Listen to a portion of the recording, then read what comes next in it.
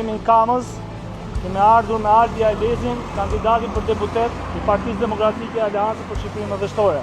Po shohim që nuk ka njeri.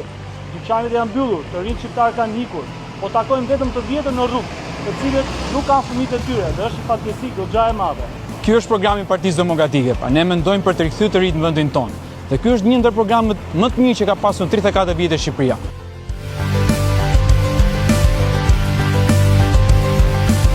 Në fillim të rrugës nga rreth rrotullimi i institutit deri këtu që ne përshkruam më këmbë, 80% e bizneseve ishin të mbyllur. Mund kishin qepenin hap, po s'kishte njëri që mund të rrokisë të hapte derën dhe të priste, t'i thoje dy fjalë. 30% të tjerëve nuk të prisnin dot se kishin frikë. Dhe këto janë ditët që ne duhet vendosim për jetën tonë, për fatin tonë, për familjet tona, për qytetin tonë. Ta duhet ta ndihmojnë. E shoh në secilin nga ju, në sytë e juaj, në rrullat që keni mballë, që keni sakrifikuar dhe jeni mundu për të ardhur këtë ditë. Ju të keni më shumë ekonomi në familje, keni më shumë paqe, më shumë lumturi, të rikthehen ata që janë larguar këtu mes jush.